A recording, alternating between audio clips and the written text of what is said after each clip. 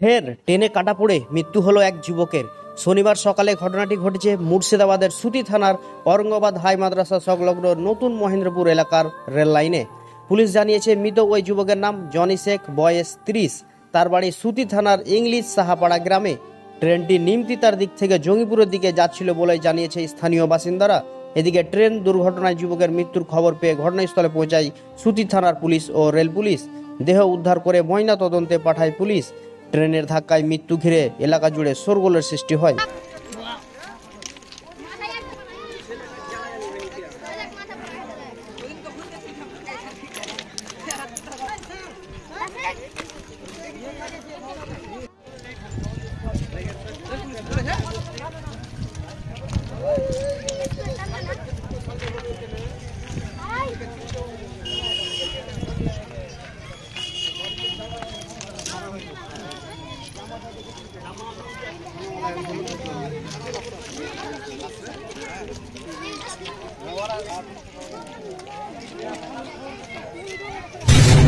আমি এখান দিয়ে যাচ্ছিলাম, দেখছি হঠাৎ করে অ্যাক্সিডেন্ট হয়েছে।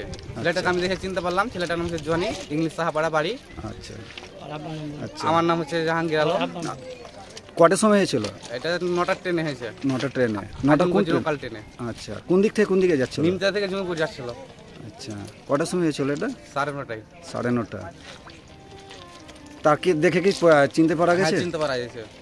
আচ্ছা, তোমার নাম? আমার নাম জাহাঙ্গীর আলম, বাড়ি? বাড়ি মহেন্দ্রপুর।